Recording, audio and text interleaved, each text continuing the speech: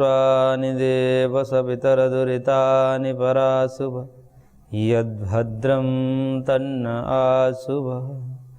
ॐ सहना भवतु सहनौ भुनक्तु सह वीर्यं करवावहै तेजस्विनावधीतमस्तु मा विद्विषावहै। ओम शांति शांति शांति। ओम श्री परमात्मा नमः। योग दर्शन के हम साधन पाद के दूसरे सूत्र पर विचार कर रहे थे, जिसमें क्रिया योग के फल के विषय में महर्षि ने कहा कि समाधि भावनार्थः क्लेश तनुकरणार्थस्य, कि क्लेशों का तनुकरण होता है, अर्थात क्लेश हल्के होते हैं। ये अविद्या आदि जो पंच क्लेश हैं आगे कहे जाएंगे, वो सभी के सभी क्लेश हल्के होते हैं, कमज़ोर पड़ते हैं। और कमज़ोर जब पड़ जाते हैं तो उसके बाद समाधि की भावनार्थ यानी कि समाधि के लिए या समाधि को संपादित करने की योग्यता विकसित हो जाती है उस योगी में, उस साधक में। कहने का तात्पर्य है कि सबसे प्रथम हमें अपने क्लेशों को कमज़ोर करना होता है और उस कमज़ोर हुए क्लेश को ही आगे बताएंगे कि कैसे ध्यान के द्वारा उसको और दग्धबीज किया जाता है। तो इस प्रकार से क्रिया योग का जो फल है वह मूल रूप से क्लेशों का तनुकरण है।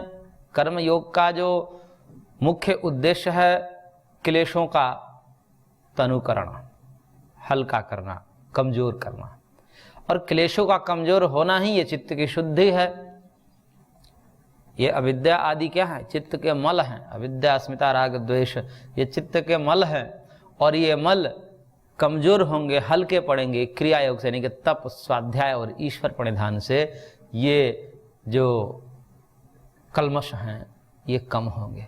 और इन कल्मशों का कम होना ही चित्त का शोधन है, अंतःकरण की शुद्धि है। तो इस प्रकार से यहाँ पर सीधा सीधा समाधि की प्राप्ति नहीं है, अपितु प्रथम क्लेश कमज़ोर होंगे। और क्लेश जब कमज़ोर होंगे तब वो कमज़ोर हुए क्लेश को आगे ध्यान आदि के माध्यम से उसको और दग्धबीज किया जाएगा, इसका वर्णन आगे किया जाएगा। इस कारण से यहाँ पर जो ईश्वर प्रधान आदि जो क्रियात्मक योग है, क्रिया योग है, कर्म योग है, उसका फल क्लेशों का तनुकरण है, हल्का करना है। और हल्के करने से हल्के हुए क्लेश ही आगे समाधि को उत्पन्न कराने में समर्थ होता है। इसलिए जिसका क्लेश हल्का नहीं हुआ है उसको सर्वप्रथम क्लेश को कमज़ोर करने का प्रयत्न करना चाहिए। राग द्वेष भरे पड़े हैं, सीधा सीधा ध्यान नहीं हो सकता। उसके लिए तप, स्वाध्याय और ईश्वर प्रणिधान इन सबको करना होता है। राग द्वेष भरे पड़े हैं और ध्यान में बैठे हैं और ध्यान की विधियां सीख रहे हैं। और आजकल तो ऐसा फैशन चल गया है कि सब ध्यान ही बने हुए हैं, सब ध्यान की विधियां सीख रहे हैं। और उस ध्यान की विधियों में इतना भ्रष्टाचार हो रहा है कि सिद्धांत से उनको कोई मतलब नहीं है। और न उनके गुरु जो सिखाने वाले हैं उनको भी उन सिद्धांतों से मतलब नहीं है। लोगों ने कहा कि हमको ध्यान सिखा दो, उन्होंने बैठा दिया कि आओ हम तुमको ध्यान सिखाते हैं। अरे भाई, ध्यान को सीखने के लिए जो ध्यान के क्रम हैं, बाकी क्रम का आपने ध्यान दिया ही नहीं। जिसका चित्त मलिन है, जिसके अंदर राग द्वेष भरे पड़े हैं और उसको बैठा करके आप ध्यान करवा रहे, उसको ध्यान लगेगा? रागी व्यक्ति है, उसके अंदर काम है, ऐसे कामी व्यक्ति को आप आंख बंद करवा कर बैठा दीजिए, वो स्त्री पुरुष का ही चिंतन करेगा। कामी व्यक्ति स्त्री का चिंतन करेगा अथवा स्त्री पुरुष का चिंतन करेगी। लोभी व्यक्ति धन का चिंतन करेगा क्योंकि उनमें उसका काम है, राग है। तो जिसको जिसमें राग है वही वस्तु स्मृति में आएगी, भगवान कहाँ स्मरण में आएंगे उसको। अथवा जिसको द्वेष होगा, जिससे द्वेष होगा उसकी स्मृति आएगी। तो राग द्वेष भरे पड़े हैं ऐसे व्यक्ति को कभी ध्यान में बैठाया ही नहीं जा सकता, चाहे कितनी भी विधियां उसको सिखा लें, उसका ध्यान एकाग्र हो ही नहीं सकता। इसलिए क्या करना पड़ेगा, पहले क्रिया योग के द्वारा तप, स्वाध्याय, ईश्वर प्रणिधान के द्वारा उसको कमजोर करना पड़ेगा। तप कराना पड़ेगा, स्वाध्याय करवाना पड़ेगा, मंत्र जप और शास्त्र आदि का स्वाध्याय विधिवत करना पड़ेगा। और जब शास्त्र पढ़ने की बात कहते तो हमको शास्त्र की क्या आवश्यकता है, हम तो सीधे ध्यान करेंगे जी। अरे कैसे करोगे ध्यान, अनादि वासनाएं बलवत्वात्, अनादि वासनाएं तुम्हारे अंदर बलवान हैं, और अनादि वासनाएं जो स्थूल वासनाएं हैं, प्रगट वासनाएं हैं, उन प्रगट वासनाओं को जो जिसको स्थूल वासना कहते हैं उसको लेकर के और कैसे ध्यान लगाया जा सकता है। तो प्रथम तो उसको कमजोर करिए क्रिया योग के द्वारा। ये कहने से काम नहीं चलेगा कि हमको पढ़ने की आवश्यकता नहीं है, हमको तो सत्संग सुनने की आवश्यकता नहीं, हमको विधिवत शास्त्र पढ़ने की आवश्यकता नहीं है। शास्त्र नहीं पढ़े, हमें तो यही समझ में नहीं आता कि जो विधिवत शास्त्र का अध्ययन नहीं करता अथवा सत्संग आदि का लाभ नहीं लेता, गुरु के नित्य मार्गदर्शन में जो नहीं रहता, उसका कल्याण कैसे हो सकता है, वो कैसे अपने आप कर सकता है, उसको कैसे पता कि हमें क्या करना है क्या नहीं करना है, समाधि क्या होती है, समाधि के पूर्व कौन कौन से चीजें होती हैं जिसको हटाना होता है, वो कैसे उसको पता चलेगा। या तो उस प्रकार से जीवन मुक्त महर्षि हो या जन्म से सिद्ध हो, उस व्यक्ति के लिए तो कुछ कहा ही नहीं जा सकता। महर्षि कपिल जैसे लोगों के लिए तो कहा ही नहीं जा सकता, जन्म से सिद्ध हैं, वो कहें तो एक बात बनती है। परंतु ऐसे राग द्वेष से वशीभूत लोग कहते हैं कि हमको कुछ पढ़ने की आवश्यकता, कुछ सुनने की आवश्यकता नहीं, ये क्या शास्त्र, ये सब तो जो है ऐसे ही है। तो हमें बड़े आश्चर्य होता है कि ये लोग कैसे कर लेते हैं। हम ही मूर्ख हैं, कभी कभी तो ऐसा लगता है कि इतने मत्था पेची करने के बाद भी थोड़ा समझ में आता है, बहुत सी चीजें समझ में नहीं भी आती है, फिर भी लगे रहते हैं, समझ में आ जाएगी धीरे धीरे। और जो ऐसे ही समझे बैठे हैं या तो सिद्ध होंगे या तो महामूर्ख होंगे, दो ही हो सकता है। या तो सिद्ध होंगे, जन्म से सिद्ध होंगे, क्योंकि आगे महर्षि बताएंगे कि सिद्ध व्यक्ति जो जन्म से भी होता है, जन्म औषधि मंत्र तप समाधि या सिद्धया, या तो वैसे हो सकते हैं, अथवा महामूर्ख हो सकता है, महामूर्ख ही ऐसा कह सकता है। सिद्धि तो कुछ हमें दिखती नहीं, जो व्यक्ति ऐसा कहता है उसमें ऐसी किसी प्रकार की सिद्धि हमको परिलक्षित नहीं होती है, तो परिशेषण न्याय से हमें तो महामूर्ख ही लगता है। इसलिए ये अपने आप को आत्म प्रवंचना में डालना है, अपने आप को धोखा देना है।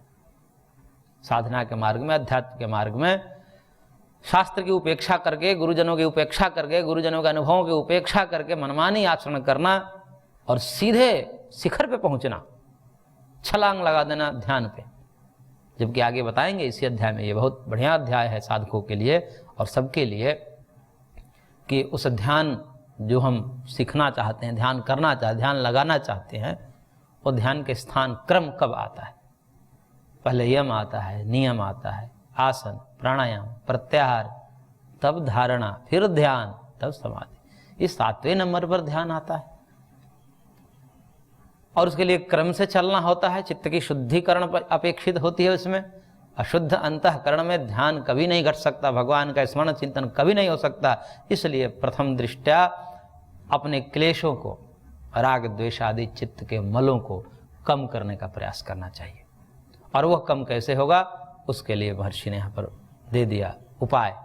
क्रिया योग करिए, कर्म योग करिए, जिसमें तप भी सम्मिलित है, जिसमें स्वाध्याय जप भी सम्मिलित है और जिसमें ईश्वर परिधान भी सम्मिलित है। ये तीनों को मिलाकर कर्मयोग होता है। केवल कर्म ही कर्म कर रहे हैं इतना से ही कर्मयोग नहीं हो जाता। ये तीनों के कर्मयोग कहिए, क्रिया योग कहिए, कर्मयोग कहिए, एक ही बात है। उस कर्मयोग में तप भी होना चाहिए। कर्म कर रहे हैं, इंद्रियों पर संयम नहीं है, सब तो कर्म ही कर रहे हैं, क्योंकि भगवान ने पेट दे रखा है तो कुछ ना कुछ करना ही पड़ेगा। और ऋषि महर्षि पूर्वजों ने एक परिवार की व्यवस्था बना दी है कि केवल अपना पेट ही केवल नहीं भरना है, परिवार भी है, आपके पत्नी है, आपके बाल बच्चे हैं, माता पिता, इनका भी पेट पालना है। तो इसके लिए परिश्रम करना ही पड़ता है, न चाहकर भी करना ही पड़ता है। इसलिए कहा जाता है कि कोई आलसी व्यक्ति हो और महाढीठ व्यक्ति हो, लंपट हो या अजागरूक व्यक्ति हो, असंयमी हो, उसकी शादी करवा दीजिए। उसकी सारी जो प्रमाद हैं, सारे प्रमाद हट जाएंगे। वो करना ही पड़ेगा, कोई आगे दिखने लगेगा उसको। अब कैसे काम चलेगा? पत्नी है, बाल बच्चे हैं, वो कैसे काम चलेगा? उनको पढ़ाना लिखाना खिलाना पिलाना है, कैसे काम चलेगा? तो उसके लिए उनको कुछ ना कुछ करना ही पड़ता है। इसलिए सब तो कर्म कर ही रहे हैं, तो क्या सब कर्म योगी हो गए? कर्म करने मात्र से कर्म योगी नहीं होता, अभी तो उसमें तीनों चीज होना चाहिए। इंद्रिय संयम, मन संयम और ये शरीर का संयम। शरीर, वाणी और मन, इन तीनों के संयम करके, और भूख प्यास, सर्दी गर्मी, मान अपमान, जय पराजय, लाभ हानि, यश अपयश, इन सब में एक रहते हुए अपने कर्म में निरंतर रहना और भगवान की भक्ति, भगवान के नाम जप, मंत्र जप, स्वाध्याय, ये सब साथ साथ चलते हुए करना चाहिए। तब कर्मयोग कहलाता है। और फिर उसके बाद अपने जो स्वकर्म कर रहे हैं, बाकी समय में स्वकर्म करना है, उन कर्मों को भी किस भाव से करना है? भगवत भाव से करना है। और सर्व क्रियाणाम परम गुरु अर्पणम तत्फलम संन्यास हुआ, जो भाष्यकार ने बात कही थी कि अपने समस्त कर्मों को भगवान पर न्यौछावर करके, अर्पित करके, कर्माशक्ति और फलाशक्ति से निवृत्त होकर के कर्म करते रहिए। कर्म छोड़ना नहीं है, तब जाकर के कर्मयोग पूरा होता है। केवल कर्म करने से कर्मयोग नहीं होता। फिर तो जैसे लेबर होते हैं, लेबर उसको कहा जाएगा, परिश्रम कहा जाएगा। लेकिन कर्मयोग अपने आप में दिव्य शब्द है। इतने ही कर्मयोग नहीं हो गया।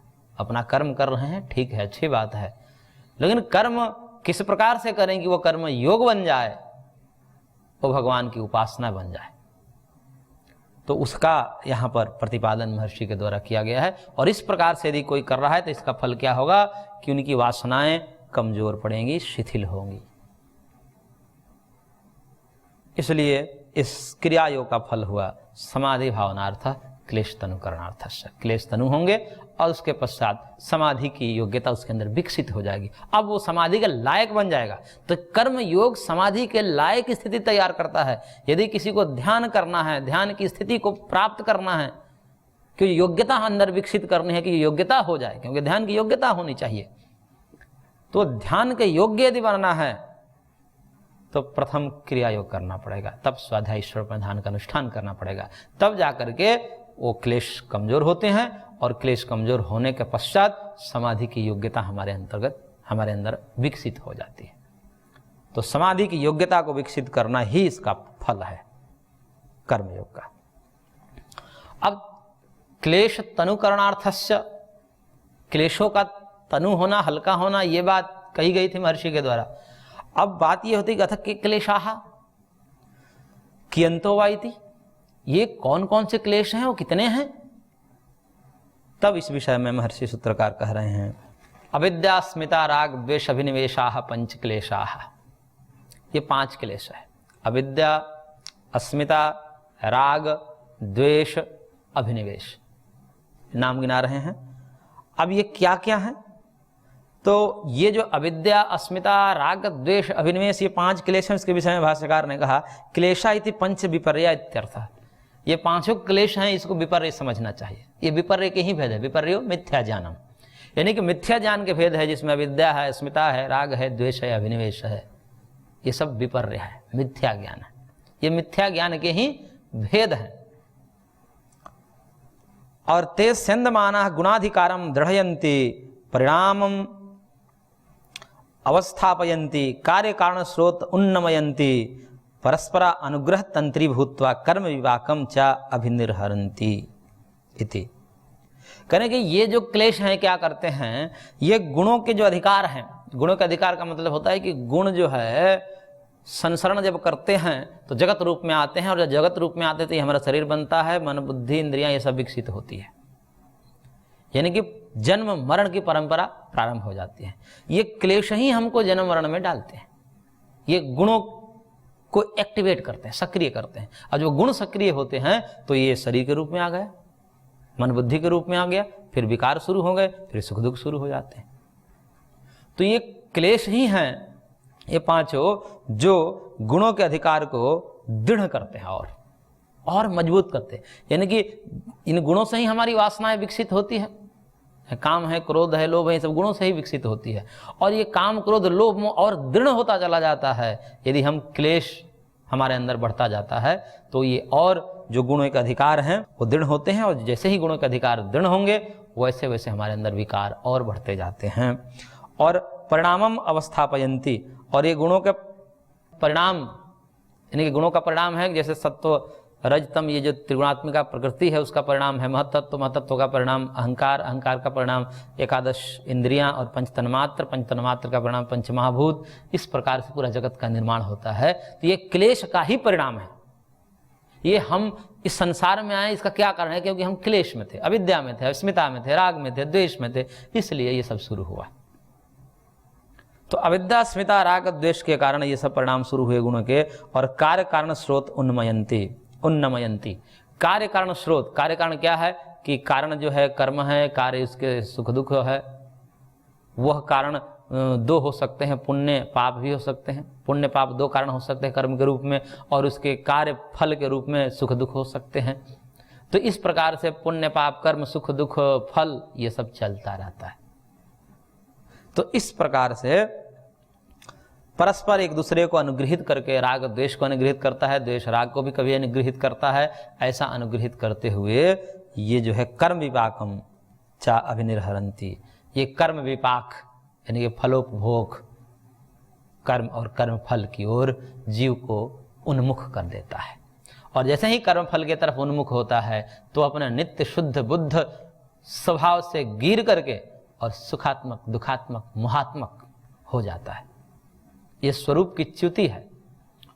स्वरूप से गिर जाता है व्यक्ति, आत्मा अपने स्वरूप से गिर जाता है। जब संसार दशा में रहता है उस समय वो स्वरूपतः सुख दुख से रहित है, लेकिन इन गुणों के कारण, इन क्लेशों के कारण वो अपने आप को सुखी दुखी अनुभव करता है। तो इस प्रकार से ये अविद्या आदि जो है पंचक्लेश, ये मुख्यतः मिथ्या ज्ञान के ही भेद है। इसीलिए कहा महर्षि ने कि पंच विपर्य है, ये पांचों विपर्य है। विपर्यो मिथ्या ज्ञानम अतद्रूप प्रतिष्ठम, अतद्रूप प्रतिष्ठा, तद्रूप प्रतिष्ठा में तो फिर कैवल्य हो जाएगी, मुक्ति हो जाएगी। तो ये पांचों स्थिति में यदि हमारे अंदर विद्या है, अस्मिता है, राग है, द्वेष है, अभिनिवेश है, तो हमारी स्थिति कैसी है? अतद्रूप स्थिति है। यानी कि पूरी तरह विमुखता है, आत्म विमुखता है, बहिर्मुखता है। हम बहिर्मुखी हैं, हम विषयों में रस लेना चाहते हैं, यही बहिर्मुखता का स्वरूप है। और जब क्लेश खत्म हो जाते हैं तो विषयों से आकर्षण खत्म होकर के व्यक्ति आत्मस्थ होने लगता है, अपने आप में संतुष्ट होने लगता है, उसी को आत्मस्थ कहा जाता है। तो ये अविद्या, अस्मिता, राग, द्वेष और अभिनिवेश, ये पांच क्लेश हैं। अब एक एक के स्वरूप बताए जाएंगे एक एक सूत्र के द्वारा। क्रम से बताया जाएगा कि अविद्या क्या है, अस्मिता क्या है, राग क्या है, द्वेष क्या है, अभिनिवेश क्या है। तो सबसे पहले अविद्या के विषय में बता रहे हैं। अविद्या क्षेत्रम उत्तरेशाम प्रसुप्त तनु विच्छिन्नोदाराणाम। अविद्या के विषय में एक बात कही, विशेषता उसकी बताई, उसके बाद इसके लक्षण भी बताएंगे, स्वरूप बताएंगे। अब इसकी विशेषता बता रहे हैं कि अविद्या क्षेत्रम उत्तरेशाम। अविद्या जो है क्षेत्र है, क्षेत्र का मतलब भूमि। जैसे भूमि किसी बीज को अंकुरित होने के लिए एक आधार है, बिना भूमि के, क्षेत्र के, खेत के कोई भी बीज उत्पन्न नहीं हो सकता। चाहे बीज रखा का रखा रह जाए, यदि भूमि ही नहीं है, उपयुक्त भूमि, बंजर भूमि का तात्पर्य यहाँ पर नहीं है। भूमि का मतलब, क्षेत्र का मतलब कि वह भूमि जो उर्वरा भूमि है। तो इस प्रकार की उर्वरा भूमि के भाव से ही, उसकी विद्यमानता से ही उसमें अंकुरण फूटने की संभावना है, बीज से अंकुरण निकलने की संभावना है। तो यहां पर अविद्या को भूमि बता दिया, यानी कि आश्रय स्थल है अविद्या, जिससे सारे क्लेश प्रकट होते हैं, उसी के आश्रय पा करके। और वो क्या है? तो उत्तरेशाम, उत्तरेशाम मतलब आगे वाले। सूत्र में जो आगे वाला पढ़ा है, यानी कि अविद्या के आगे वाले क्या पढ़ा है? उत्तर मतलब राइट साइड। सूत्र के जो राइट साइड में पढ़ा है वो क्या पढ़ा है? अविद्या के बाद अस्मिता, राग, द्वेष, अभिनिवेश, ये जो चार हैं ये उत्तरेषाम शब्द से गृहीत हो रहे हैं सूत्र में, और अविद्या को स्वयं बता दिया कि ये भूमि है, आश्रय स्थल है। तो अविद्या रूपी आश्रय को पाकर के, अविद्या रूपी क्षेत्र को पाकर के ये अस्मिता, राग, द्वेष, अभिनिवेश, ये चारों के चारों अंकुरित होते हैं, अपना काम करते हैं और अपना पूरा विस्तार करते हैं, अपने संतानों का विस्तार करते हैं, और एक बहुत बड़ा समुदाय खड़ा हो जाता है अविद्या के बल पे। तो अविद्या क्षेत्र है, आधार है। अविद्या पर ही ये सारा का सारा क्लेश और पूरा का पूरा ये तामझाम खड़ा हुआ है। और वह जो उत्तरेषाम, जो चारों उत्तर वाले हैं, अस्मिता, राग, द्वेष, अभिनिवेश नामक क्लेश, इनकी भी चार स्थितियां बताई महर्षि ने, प्रसुप्त, तनु, विच्छिन्न और उदार। इसके विषय में भाष्यकार ने कहा है कि अत्र अविद्या क्षेत्रम प्रसव भूमि उत्तरेषाम अस्मितादि नाम, कि यहाँ पर अविद्या क्षेत्र का काम करती है, प्रसव भूमि का काम करती है, उत्तरेषाम अस्मितादि नाम, यानी कि आगे पढ़े जो अस्मिता आदि चारों क्लेश हैं उनके लिए ये प्रसव भूमि का कार्य करती है अविद्या।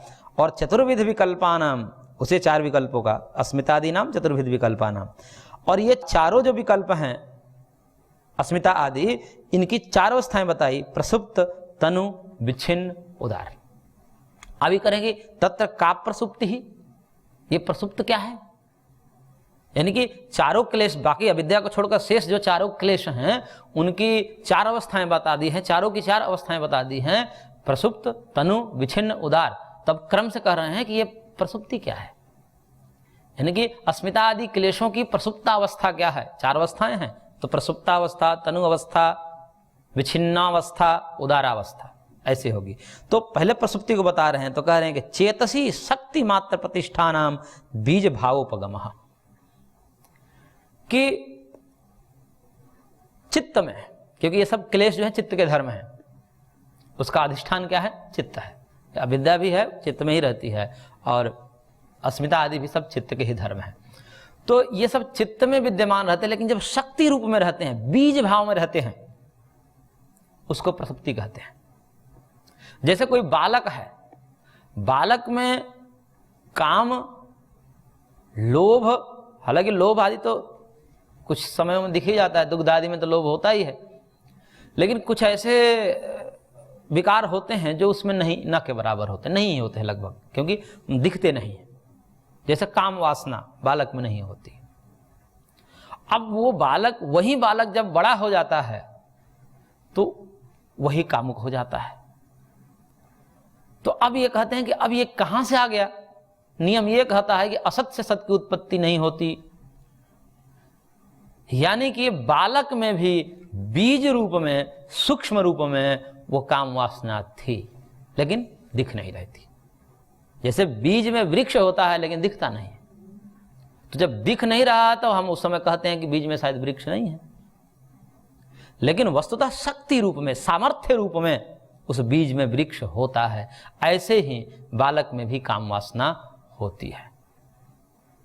तो काम, क्रोध, लोभ आदि सब जो है बालक में भी होते हैं, लेकिन कुछ बीज रूप में होते हैं। तो ऐसे चित्त के धर्म जो प्रकट नहीं हैं और कालांतर में समय पा करके, अनुकूल वातावरण पा करके एक स्थिति में वह प्रकट हो जाते हैं, तो ऐसे विकारों को, ऐसे क्लेशों को कहते हैं कि बीज भाव में है, प्रसुप्त अवस्था में सोया हुआ है। अभी उसके अंदर विकार, क्लेश सोए हुए हैं, जगे नहीं हैं। बाद में अनुकूल वातावरण पा करके जैसे बड़ा होता है तो जो है वो प्रकट हो जाते हैं, जिसको कहते हैं कि भाई हार्मोन चेंज हो गया उसका। ये हार्मोन क्या है, वो सब क्लेश हैं, क्लेश के कारण ही सब हार्मोन चेंज होते हैं। तो क्लेश जो है उद्भूत हो जाते हैं, प्रकट हो जाते हैं, लेकिन बीज भाव में रहते हैं, सूक्ष्म रूप में रहते हैं। तो क्लेशों की जो सूक्ष्मावस्था है वही उसकी प्रसुप्तावस्था है। और उसको कहा कि तस्य प्रबोध आलम्बने सम्मुखी भाव, जैसे ही उसके सम्मुख कोई आलम्बन आते हैं तो वो प्रकट हो जाते हैं। तो ऐसे को जो कहते हैं बीज भाव में है, प्रसुप्ति है। और एक और बात कह रहे हैं बीच में, इस बात को थोड़ा सा रोक करके, क्योंकि आगे जो कहना था वो तनु विच्छिन्न उदार को कहना था, लेकिन उसके बीच में रोक करके एक बात कह रहे हैं महर्षि, और कह रहे हैं कि प्रसंख्यानवतो दग्ध क्लेश बीजस्य समुखी भूते अपि आलम्बने नासौ पुनः अस्ति दग्ध बीजस्य कुतः प्ररोह इति। लेकिन कह रहे हैं कि एक ऐसी भी अवस्था होती है जिसमें प्रसंख्यान बल पर, प्रसंख्यान बल का तात्पर्य होता है कि ज्ञान के बल पर, तत्व ज्ञान के बल पर उस क्लेश को दग्ध बीज कर दिया जाता है। दग्ध बीज का मतलब जैसे बीज को भून दिया गया, तो भून दिया जाता है जब बीज को, तो ऐसे बीज को आलम्बन पा करके कितना भी आप वातावरण, मिट्टी, पानी, हवा उचित मात्रा में दीजिए, वो प्ररोह को प्राप्त नहीं होंगे, अंकुरित को प्राप्त नहीं होंगे।